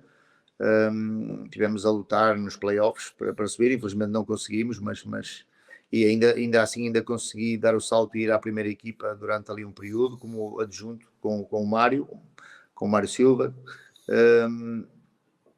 E entretanto, quando surge essa oportunidade para ir para o Bahrein, fui um bocadinho, como eu disse, às escuras. Ao princípio estava muito reticente em ir, acabei por arriscar e felizmente as coisas correram bem. Fui para um clube histórico, mas um clube que já não ganhava nada há muitos anos, que andava sempre a subir e a descer de divisão, e acabámos por andar ali intrometidos nos primeiros lugares, primeiro, segundo, até uma determinada fase da época. Depois acabámos por cair um bocadinho após o vencermos a Taça do Rei. Ganhamos a Taça do Rei, que já não venciam há 21 anos. Porque ali no Bahrein é um bocadinho como o campeonato português. Há 3 clubes que são muito fortes, que é o Al-Muharraq, que foi onde eu estive este ano, é o que tem mais adeptos, é o clube mais titulado. O Al-Khaldia, que é um clube recente, tem 7, 8 anos, que é do Filho do Rei, que é o clube que tem, porventura, maior capacidade financeira. E o Al-Rifa, que é o grande rival do Al-Muharraq, que é o segundo clube mais titulado, que é o clube da monarquia, do futebol da federação. E, portanto, o Al-Ahly é um clube histórico, era o grande rival do Al-Muharraq há muitos anos atrás, deixou de o ser depois, porque acabou por cair para as segundas divisões, subia, descia. A melhor classificação do Al-Ahly nos últimos 15 anos tinha sido 6º lugar, portanto, nós fizemos o 4º lugar atrás dos 3 grandes e andámos ali intrometidos em segundo e em terceiro durante muito tempo. E isso fez com que eu ficasse ali com as portas abertas no Bahrein e naqueles países ali à volta, porque há sempre esse conhecimento. Entretanto, no ano seguinte, eu decidi, tinha a possibilidade de ficar num dos clubes grandes, na altura, tive uma proposta do Al-Rifa, acabei por não aceitar, e vou para a Arábia, mais ou menos em outubro. O campeonato estava com 6 jornadas. Por volta de outubro vou para a Arábia, para um clube da segunda liga que estava em último lugar, e chegámos lá e tivemos logo um impacto enorme, ganhámos logo 4 jogos seguidos e saltámos logo para o meio da tabela e depois andávamos ali, ganhávamos, perdíamos, empatávamos e deixei o clube numa posição confortável, em nono ou oitavo, a poucos pontos de jogar de playoff. Mas, entretanto, o Mubarak já me andava a sondar e acabou por me fazer uma proposta. Pagaram a minha cláusula de rescisão ao Albuquerque, que era o clube onde eu estava na Arábia. Pagaram a minha cláusula de rescisão, minha e do meu staff, e nós voltamos para o Bahrein.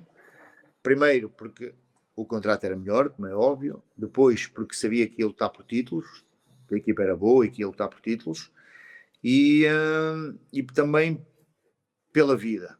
É diferente viver no Bahrein e viver na Arábia Saudita, sobretudo naquelas cidades como eu estava. Era uma cidade pequeníssima, não havia nada, casa, trabalho, trabalho, casa. Difícil levar a família para lá, porque é para estarem metidos em casa. E o Bahrein eu sabia que era difícil, é um país dos mais ocidentais do Médio Oriente, metade da população é estrangeira, pode-se andar à vontade, é tudo tranquilo. E pronto, isso fez com que eu regressasse e em boa hora, porque consegui ser campeão e ter os resultados que tive.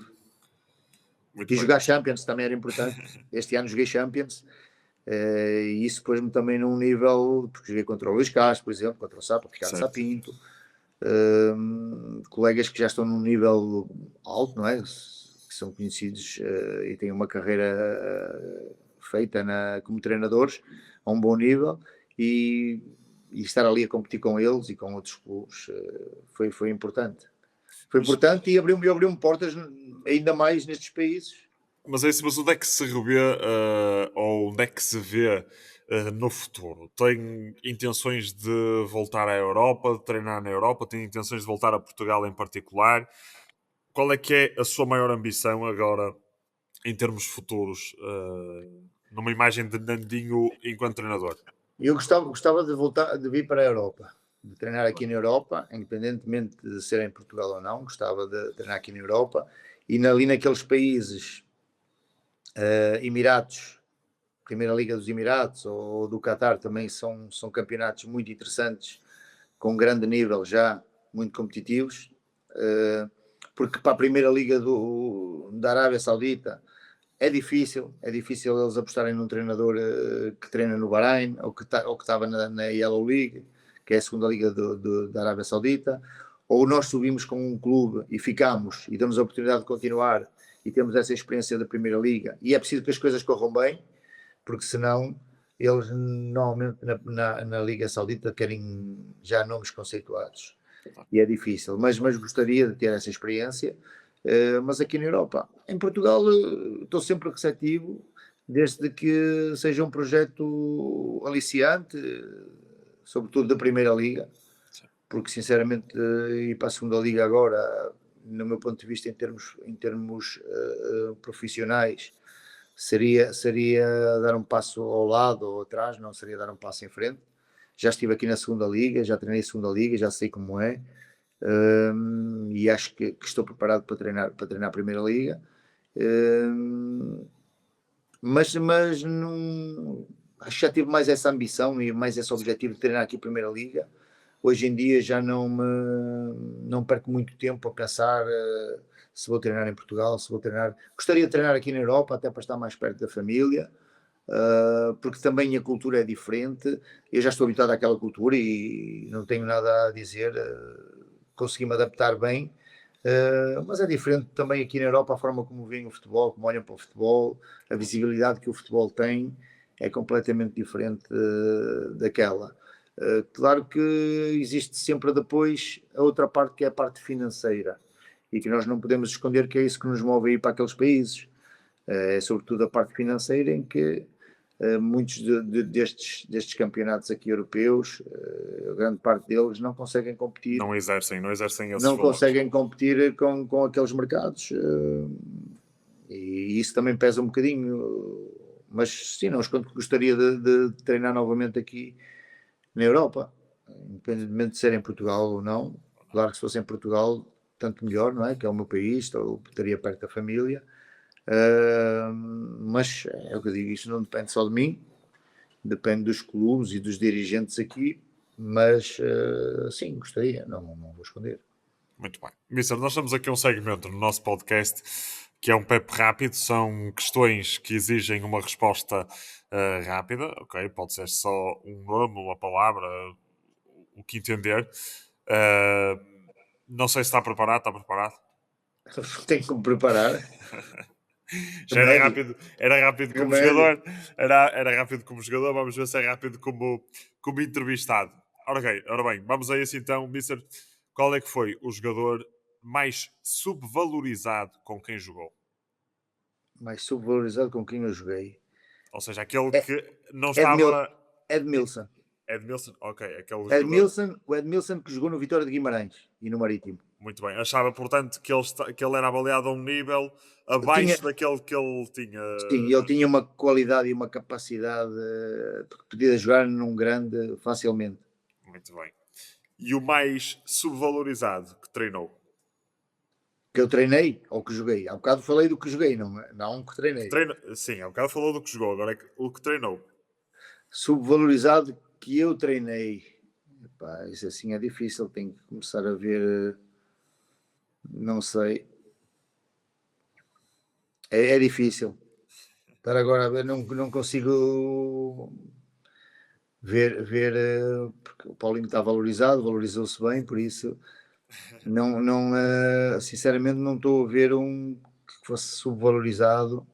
Podia ser naquela altura, atenção. Alguém que naquela altura fosse, como dizem os ingleses, underrated. Uh, não, se calhar o Paulinho já tinha essa qualidade na altura e Ok. não lhe reviam, por exemplo, pode ser o Muito bem. Paulinho. Pode ser o Paulinho. Pronto, fica então carimbado Paulinho. O melhor balneário da sua carreira? Enquanto Aqui pode jogador, escolher, aqui enquanto jogador ou enquanto treinador, aqui pode escolher.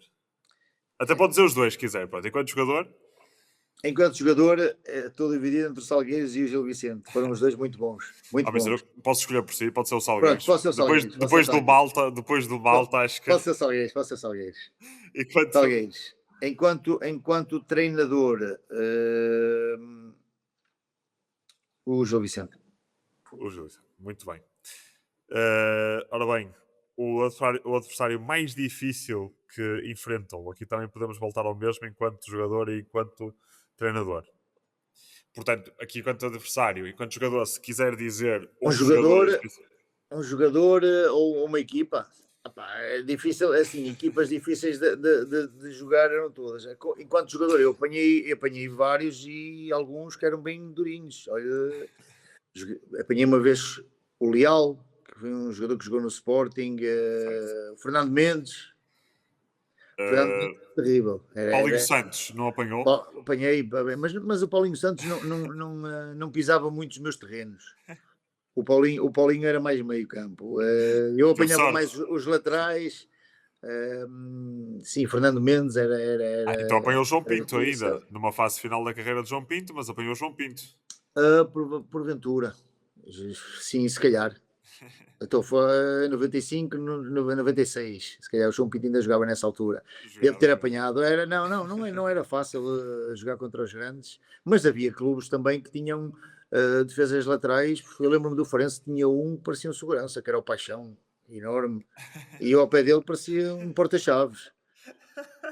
Até intimidava, era verdade. Mas Segurança apanhei algumas importante. difíceis. Gostava de jogar, por exemplo, contra o Rui Jorge, era um jogador durinho, mas leal. O Rui Jorge. De eh, velocidade, Nelo, por exemplo, lateral do Benfica e do sim, Boa Vista. O Quevedo também era um lateral que o Boa Vista teve, também era terrível, era rápido. Joguei contra alguns. Velocidade, jogadores de velocidade. Os laterais normalmente tinham alguma velocidade. Não sei, o Daniel Kennedy era um jogador rápido Ok. na altura. Não, foram Apanhou na fase de vários. Marítimo, o Daniel Sim, Kennedy. sim, sim. Apanhei, foi meu colega de seleção, Certo, mas joguei contra ele quando ele estava no Marítimo. muito bem. E relativamente à equipa, consegue elencar alguma, aquela mais poderosa contra quem jogou? Aqui pode ser quanto jogador, não é quanto treinador, se calhar. Enquanto jogador, a mais poderosa que eu joguei na altura foi contra o PSV Eindhoven na Champions. Na Champions. Jogámos contra a Lazio também, mas foi um jogo de apresentação. Mas o PSV Eindhoven nessa altura era mais forte. Em termos nacionais, chegou a apanhar o Sporting de Balakov e Juskoviak. Epá, isso agora tem que fazer um. E o que- Não. Aí não joguei. Balakov acho que devo ter jogado, não sei. 95, 96. Aí provavelmente deve ter jogado.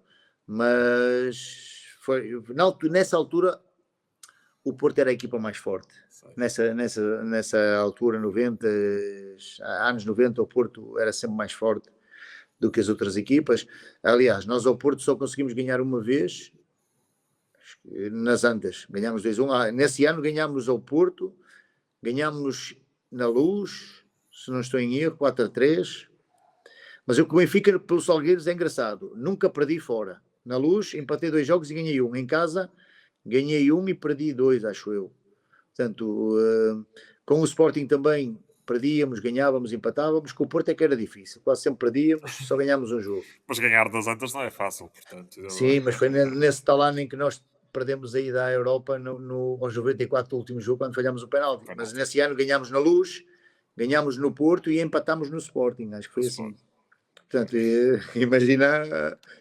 Mas depois em casa acho que perdemos. Com o Benfica, acho que perdemos. Com o Porto, com o Sporting também, ou empatámos, não sei. Mas nessa altura era difícil jogar. O Porto era a equipa mais Mais difícil forte. nessa altura. Mas fica escolhido então PSV Eindhoven. Melhor treinador que teve. Portanto, Pá, isso é injusto. É assim, estar a rotular um de melhor. Tive treinadores diferentes que gostei muito de trabalhar. Mário Reis, Vítor Oliveira, mas escolha um em específico, Vicente. Pois, Luís eu sei que é Campos. Então injusto. vou escolher o Mário Reis, que foi o mais importante para mim na minha carreira. Pro- Pronto. É que eu também não posso ter. Repare, eu faço as questões. Eu não Claro, posso trazer claro. um. Pronto, Mário Reis. Eu naturalmente percebo a questão de justiça, mas eu não posso trazer um Claro, justiça como é árbitro óbvio. aqui Mas para olha, as por minhas exemplo, perguntas. eu gostei muito de trabalhar com o Luís Campos. O Luís Campos foi meu Muito treinador bem. Luís Campos, que hoje está no no Paris Saint-Germain. PSG. Muito bem, no PSG, E exatamente. gostei muito de trabalhar com ele. Acho que era um treinador que tinha muito boa metodologia. De todos, Por- até foi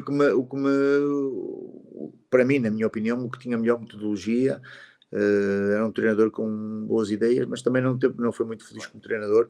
mas Mas, tem o olho que mas por tem exemplo, enquanto é diretor. daqueles treinadores que eu me vejo um bocadinho mais parecido em termos de trabalho de campo, em termos de relacionamentos e tudo, é um bocadinho a imagem dele. Mas é o que eu digo, pá, tenho que escolher um, vou escolher o Mário Reis porque foi o mais Muito bem. importante para mim. E muito bem, e muito bem. Isso, Melhor. isso não contando com os da formação, que foram muito Certo, importantes, não é? Aqueles que eu certo, já referenciei. certo. Mas pronto, a um nível profissional, sim, Mário Reis. Mário Reis, melhor jogador com quem jogou. Mister, não pode dizer que é injusto. Pá. Tem que ter um. Tem que ter um craque. Vou-te dizer, Edmilson. Adilson, muito bem.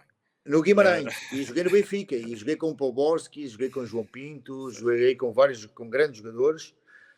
Para mim, apanha Cláudio Canigia no não, não, Benfica. Não, não chega a não, apanhar Cláudio Canigia, pois, ok. não. Não, o É, Edmilson tinha tudo, era forte, jogava bem com os dois pés, tecnicamente era incrível, era forte de cabeça. Uh, o único senão é que defensivamente não era, não era daqueles raçudos, faltava-lhe ali a estava, raça em termos, mas como jogador, estava lá. tecnicamente, foi a Estava melhor lá o com quem eu joguei. Nandinho. Estava lá o Nandinho para Ah, fazer a não, dobra. tinha lá muitos como eu. Mister, melhor jogador que treinou. Melhor jogador que eu treinei. Eh, Treinei vários com qualidade. Treinei o Darwin Núñez. O que tinha mais potencial, porventura, o Darwin Núñez. Acho que era aquele jogador que tinha Chegou mais outro, chegou. potencial. Chegou outro, chegou. Não é? Treinou no Almeria. No Apanhou Almeria, no na Almeria. equipa principal. Muito bem. Portanto apanha essa geração. Mas vai escolher a Darwin Núñez? Sim, acho que é aquele que chegou a um patamar mais elevado. Mais elevado. Muito bem. Clube que mais o marcou? E aqui é no sentido global. Não lhe vou pedir para dizer aquele que o marcou mais enquanto jogador ou enquanto treinador. Se calhar se Não, fosse eu escolhi há bocado o Salgueiros, agora vou escolher o Gil Vicente, foi o o clube jogo. que mais marcou. Porquê? Porque foi o clube onde eu tive mais anos, Muito quer bem. como jogador, quer como treinador. E foi lá que eu me iniciei como treinador. Claro. Portanto, acho que esse é o que me marca mais em termos de carreira. Não é? Eu Muito tive bem. 3 anos no Salgueiros, no Gil Vicente foram 10. 10. Treinador e jogador, Jogador. O conjunto de 10 anos. Um estádio, mister. Estado da Luz. Um golo. Um golo. Contra o Sporting pelo Alverca. Muito bem. Um líder de Não foram um, balneário. foram 3 Fernando... golaços. 3 golaços. Se tiveres a oportunidade, vai ver. Não sei se ainda está nos arquivos. um líder de balneário. Um líder de balneário. Uh, tive vários. Eu não disse que ia ser fácil. Eu não disse que ia ser Não, fácil. não, não, não. Pedro Reis, Salgueiros. Muito bem. Um jogador da Liga Portugal que o Mister quer dizer às pessoas para, portanto, terem em atenção, para colocarem os olhos nesse jogador. Quer destacar alguém? Da nossa liga? Sim. Deixa-me pensar agora bem num jogador da nossa liga. Sei lá, posso tentar ir para um jogador, para um extremo, que era a minha Certo. posição, para terem. Chiquinho do Alverca. Chiquinho Valer. Muito bem. Acho que é um jogador assim muito à semelhança à minha semelhança. Então vou escolher um que as minhas características assim. Mas é sempre nozinhos, mister. É sempre. É o É bem, Nandinho, não Paulinho sei e Chiquinho. quem joga a lateral ou a alta. Eu me é chamava o Tuinho. Menandinho por eu ser pequenino e magrinho. Mas o Paulinho já não se justifica, porque o Paulinho é alto, é forte. Sério. Uma revelação possível de jogador neste Mundial de 2026. Neste Mundial, olha, eu acho que este miúdo de Marrocos Muito bem. Também pode ser uma revelação depois pode, para o pode, futuro. Tenha acho que sentido. pode ser a grande revelação. Muito bem. O número 6 de Marrocos. E agora, uma questão, Mister, aqui pode desenvolver. O Nandinho de hoje está orgulhoso daquele jovem Nandinho que começou no Castelo da Maia há uns bons anos atrás? e se, olhando muito, muito para a frente, porque obviamente que lhe desejo ainda muitos e bons anos de carreira, no dia em que terminar carreira, tal como já terminou de jogador, como é que o Mister Nandinho gostaria de ser recordado? No mundo do futebol, como o Nandinho do futebol, porque é mais do que um treinador, foi jogador. E é um ser humano. Não, acho que primeiro dizer que sinto muito orgulho na carreira que fiz. Claro que há coisas que se calhar poderiam ter sido diferentes por falta de maturidade e pela minha irreverência, pela minha impetuosidade, sim, mas tenho muito orgulho no trajeto que fiz, porque não foi um trajeto fácil, como eu disse, foi um trajeto de muito trabalho, de muita resiliência, de muito sacrifício, e por isso sim, sinto muito orgulho no trajeto que fiz enquanto jogador. A forma como eu gostaria de ser lembrado, acima de tudo, como uma excelente pessoa, um excelente companheiro, quer como futebolista, quer como treinador, que acho que isso para mim é o mais importante, em termos futebolísticos, ser recordado como um bom jogador, como um jogador que dava tudo em campo. Muito bem. Pronto, Mister. Perfeito. Foi ótimo. Não sei se quer deixar alguma mensagem, uma Não, palavra só final. desejar, gostei muito deste bocadinho, estar aqui convosco, acho que este género de programas são bons, porque não tem aquela formalidade daquelas Bem, perguntas e acho que é sempre bom darmos a conhecer e não termos uma memória curta, lembrarmos de quem tem um passado no nosso futebol, que às vezes a memória é um bocadinho curta e as pessoas esquecem-se rápido e acho que é importante não esquecermos quem tem um passado no futebol português.